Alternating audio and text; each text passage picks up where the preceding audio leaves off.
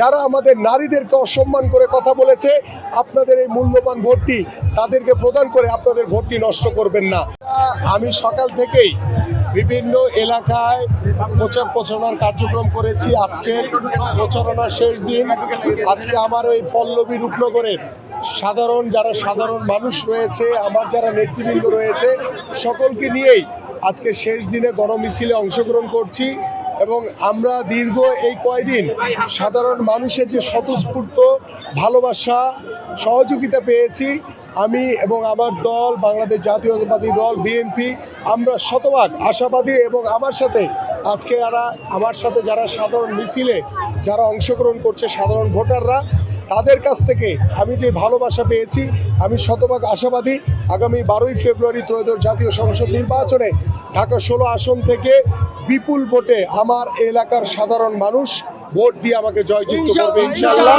এবং আমি আমার এই এলাকার সাধারণ মানুষের জন্য দীর্ঘদিন প্রত্যেকটি এলাকায় পাড়া মহল্লায় সকল সাধারণ মানুষের সাথে কথা বলে যে পরিকল্পনাগুলো করেছি, সেই পরিকল্পনাগুলো আমি বাস্তবায়নের অপেক্ষায় রয়েছি। আগামী 12ই ফেব্রুয়ারি ইনশাআল্লাহ আমার এলাকার সাধারণ মানুষের ভোটে নির্বাচিত হলে ইনশাআল্লাহ আমরা এই প্রত্যেকটি পরিকল্পনা অক্ষরে অক্ষরে আমি বাস্তবায়ন করব ইনশাআল্লাহ। এবং আমি আপনাদের মাধ্যমে আমি আমার সাধারণ ভোটারদেরকে আহ্বান করব যে ভোট হচ্ছে আপনার নাগরিক অধিকার। আপনারা ভোটটি আপনাদের যে পছন্দের মার্কা ধানের শীষ মার্কায় ভোট দিয়ে আমাকে জয়যুক্ত করবেন। আপনাদের এই ভোটটি নাগরিক যে অধিকার রয়েছে, এটি এমন কোনো মার্কায় ভোট দিবেন না যারা বাংলাদেশের স্বাধীনতা চায়নি, যারা বাংলাদেশের স্বাধীনতার বিরুদ্ধে ছিল, যারা আমাদের নারীদেরকে অসম্মান করে কথা বলেছে।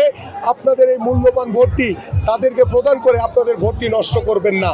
আমি আপনাদেরকে আহ্বান করব আগামী 12 তারিখ সকাল সকাল ঘুম থেকে উঠে আপনারা ভোট কেন্দ্রে গিয়ে আপনাদের সবচেয়ে পছন্দের মার্কা খালেদা জিয়ার মার্কা, তারেক রহমানের মার্কা এবং আপনাদের প্রার্থী আমিনুল হকের মার্কা ধানের শীষে ভোট দিয়ে আপনাদের সেবা করার এবং আপনাদের একজন প্রতিনিধি হিসেবে কাজ করার সুযোগ করে দিবেন ইনশাআল্লাহ।